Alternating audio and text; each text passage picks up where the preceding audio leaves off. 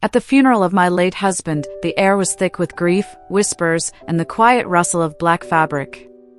The dim light filtered softly through stained glass windows, casting colored shadows across the somber faces gathered to say their final goodbye. I sat at the front, my hands clenched tightly around my son's small trembling fingers, my heart pounding like a frantic drum in my chest.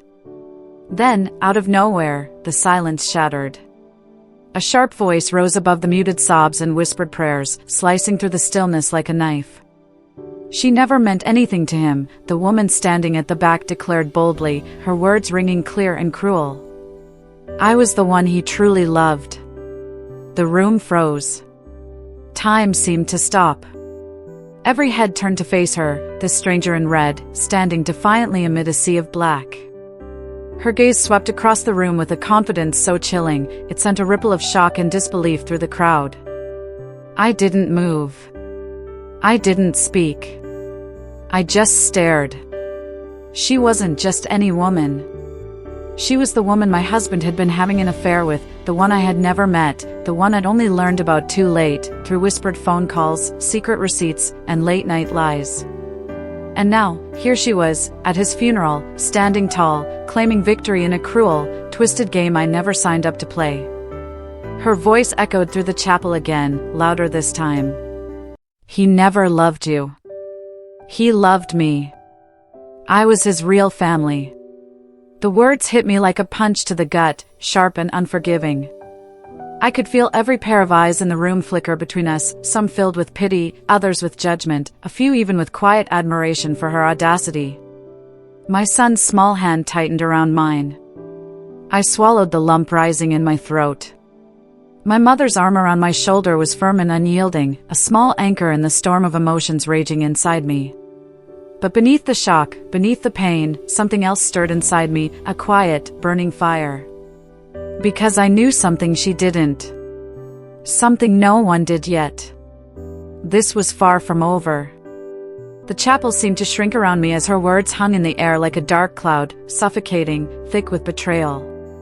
The scent of lilies and incense that once brought calm now twisted into something bitter, almost toxic. Every breath felt heavy, like I was breathing through a fog of shock and disbelief. People's eyes flickered between us, the woman in red, standing defiantly, and me, the widow whose life had just been shattered in front of everyone. Some faces were sympathetic, softened by the grief. Others were sharp with curiosity or judgment, as if silently choosing sides in this unspoken war. I could feel the weight of their stares pressing down on me, each one a silent accusation or a whispered question. How could he? How did she? My son, Liam, sat beside me, too young to fully understand the cruel script unfolding, but old enough to sense the tension. His small fingers clenched mine so tightly it hurt, and I felt his body trembling just beneath my arm. His eyes were wide, darting nervously between the two of us, innocent yet burdened by the confusion of grown-up heartbreak. The room felt colder, though the heaters were on. The murmurs around us grew louder, whispers snaking through the pews, carrying her accusation like wildfire.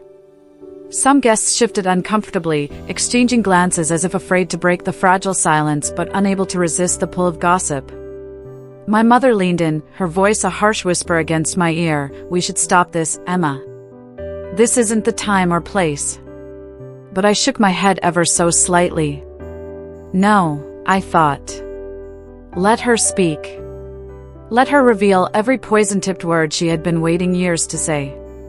Because the truth, the real truth was still buried beneath the surface, waiting to break free. I swallowed the burning lump in my throat and forced my hands to stay still, to hold my son steady as if I were anchoring us both in the middle of a storm. She was wrong, but her presence was a slap in the face, a public reminder of every lie, every stolen moment, every night spent alone wondering why I wasn't enough. The echoes of her voice bounced off the polished wood and stained glass, mixing with the soft sobs and prayers, creating a dissonant symphony of pain. Liam's small voice broke through my spiraling thoughts, barely above a whisper. Mom, why is she saying those things? I pressed my lips together and gently brushed his hair back from his forehead. Sometimes, people say things they don't really mean when they're hurt or angry, sweetheart. Just remember how much your dad loved you. He nodded, trusting me, though I wasn't sure I believed it myself anymore. The pastor cleared his throat, trying to regain control of the service, his voice trembling but firm. "Please, let us remember Michael for the man he was. Let us pray for peace and comfort." But the damage was done. The room's energy shifted, the heavy cloud of betrayal lingering in every glance and whispered word. I felt eyes burning into my back, from old friends, distant relatives, even strangers, each one silently questioning the story I'd been telling myself for years. Was I the wronged wife? Or was I the woman who ignored the signs? The woman who stayed silent while her world crumbled behind closed doors? And worse, how could I protect Liam from this sudden, brutal truth? The chapel, once a place of solace, now felt like a courtroom. I was on trial, judged not just for my husband's sins but for my own perceived failures. The humiliation wasn't just mine. It spilled over into my son's world, staining the memories he would one day carry. Tears welled in my eyes, but I refused to let them fall. Not here. Not now. Because this was only the beginning. The morning of the funeral unfolded like a slow-motion nightmare, each second stretching out, heavy with the weight of what was to come. The house was eerily quiet except for the soft hum of the coffee maker and the faint ticking of the old clock on the kitchen wall. I sat at the kitchen table, staring at the steaming cup of coffee untouched before me. Its rich aroma filled the room, but I couldn't bring myself to drink. Every sip felt like swallowing shards of glass. My fingers traced the rim of the mug as my mind wandered to the days before, the laughter, the fights, the secrets buried deep beneath the surface. My mother moved quietly around the room, the sound of her rosary beads clicking softly in her hands. She murmured prayers over and over, as if repeating them enough times could somehow turn back the clock or soften the blow ahead. Liam, my little boy, was in his room, fumbling with his black jacket. His movements were tentative, awkward, trying so hard to appear brave. I could hear the soft zip of his coat, the tap of his shoes on the hardwood floor, and then his small footsteps approaching the kitchen. He slipped into the chair beside me, his eyes wide but guarded, as if shielding himself from the storm he knew was coming but didn't yet understand. "Mom," he whispered, voice barely audible, "will it be okay?" I forced a smile, though it barely reached my eyes. "We'll be okay, Liam. I promise." His small hand found mine, squeezing tightly, grounding me more than I could say.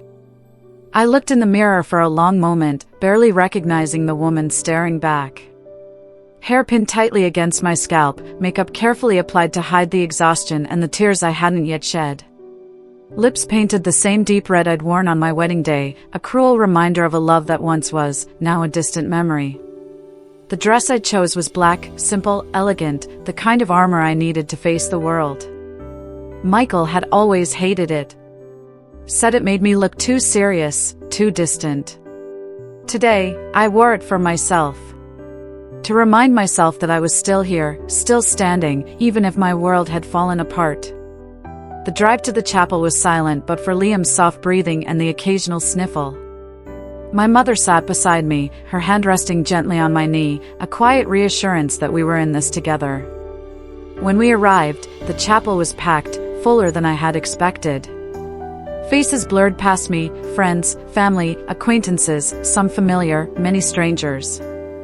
I wondered how many truly knew Michael, the man beneath the smiles and polished veneer. The pews filled quickly, casseroles and sympathy gifts carried in with solemn faces. Some eyes lingered on me with compassion, others with thinly veiled judgment. I caught sight of the flowers I had chosen days ago, lilies and white roses. Michael had hated them, always joking they looked like funeral flowers. But to me, they were a quiet symbol of purity and farewell. Liam sat close, his small frame curled against mine. His fingers fidgeted nervously with a tiny wooden cross the funeral home had given out, a token I hoped would bring him some comfort. Throughout the service, I watched him, trying to protect his innocence even as the truth hung over us like a shadow. His wide eyes scanned the room, confused by the adults' hushed tones and somber faces. He didn't understand why the room felt so heavy, why the usual warmth of family gatherings had turned cold and distant. And I was a whirlwind of emotions, grief tangled with anger, love tangled with betrayal. I felt broken in pieces, yet I had to hold myself together for Liam, for my mother, and for whatever fragments of my life remained. As the organ music played softly, and the pastor's voice drifted through the chapel, I focused on Michael's photograph on the altar, the one I had picked myself. He was smiling, carefree, the way he had looked on our family trip to Savannah, arms wrapped around Liam, laughter frozen in time. For a fleeting moment, I tried to remember what it felt like to love him without suspicion, without pain. But the weight of years' worth of lies pressed down, and all I could feel was the ache beneath the grief. And then, standing just a few rows behind me, was Delilah, her presence a constant, sharp reminder that the story I thought I knew was unraveling before my very eyes. The room held its breath. Just as the pastor's voice was about to resume, a sudden movement pulled every eye away from the sermon. Our family attorney, Mr. Jackson, rose from his seat at the back. His steps were slow and deliberate as he made his way down the aisle. In his hands, he carried a small wooden box, simple, unadorned, but polished to a shine that caught the dim chapel light. Whispers swept through the crowd like wildfire. Some leaned forward, others exchanged confused glances. No one knew what this was, a last-minute message? A forgotten memento? A secret confession? Mr. Jackson stopped at the front, just before the pulpit. He turned toward Delilah, the woman whose voice had shattered the fragile calm moments before. "Delilah," he said, his voice steady and calm, "your presence here was expected. And so was this." He held the box out to her. Her eyes flickered with a mix of triumph and curiosity.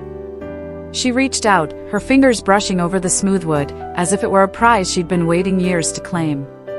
The chapel was silent again, but this time, the quiet was thick with tension, a heavy anticipation that pressed against every heartbeat. Delilah's hands trembled ever so slightly as she unlatched the box. The hinges creaked softly, breaking the stillness like a gunshot.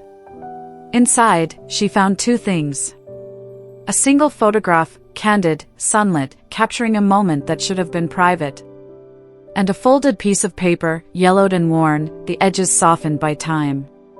She pulled out the photograph first. It was a picture of the two of them, her and Michael, smiling on a secluded beach, arms wrapped around each other. It wasn't a hidden rendezvous or a stolen secret. It was something she must have treasured, believing it was proof of a real, lasting love. She turned it over, expecting perhaps a message, a date, or a signature. But it was the note beneath that changed everything. Her eyes scanned the carefully handwritten words. "For the years I stole from both of you, I never loved you. I only needed you to feel wanted when I didn't deserve it." The words struck her like lightning. For a moment, she said nothing. The confident mask she'd worn cracked, then shattered. Her face paled, her lips parted as if to speak, but no sound came out. Then, a scream, raw, guttural, a sound born from betrayal, rage, and humiliation, tore through the chapel. She dropped the box. It hit the floor with a heavy thud, the lid swinging open like the door to a truth she never wanted to face. Staggering back, she clutched her chest, eyes wild and desperate. The guests gasped, some covered their mouths in shock, others exchanged hurried whispers. Delilah's once confident stride turned unsteady, her heels clicking unevenly as she fled the chapel, leaving behind a stunned crowd and a silence deeper than before. I sat frozen, my heart pounding, not because I had won or lost, but because in that moment, everything changed. The truth, raw, cruel, and undeniable, had been laid bare before us all. And finally, I knew that I didn't have to speak a single word. Michael's final message had spoken for me. The chapel felt like it had stopped breathing. Delilah's scream had shattered the fragile calm, but what followed was even more raw, a profound unraveling, a crumbling of the carefully constructed facade she'd worn for so long. Her eyes, once full of certainty and triumph, now flickered with shock, confusion, and something painfully close to despair. She staggered forward, her gaze locking on mine, wild and trembling like a cornered animal. For a moment, the world outside ceased to exist. It was just the two of us, the betrayed wife and the woman who thought she'd been the only one truly loved. Her voice cracked as she finally found words, barely a whisper yet heavy with accusation and disbelief. Why? She asked, her tone raw and broken. Why would he do this to me? I stood slowly, careful to keep Liam safely behind me, my eyes never leaving hers.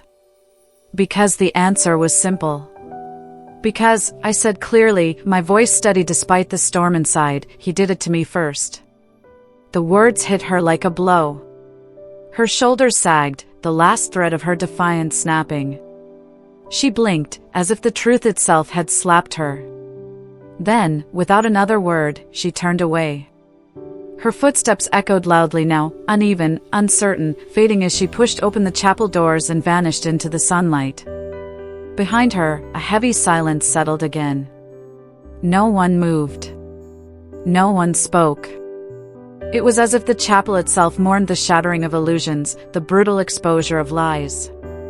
And there I stood, not victorious, not broken, but free. Free from the weight of secrets. Free from the chains of silence. In that moment, I realized that the greatest power didn't come from revenge or rage. It came from truth. The chapel emptied slowly, the heavy atmosphere lifting with each departing guest. I didn't stay for the reception. There was nothing left for me there, no more faces to see, no more words to hear. Just silence, finally.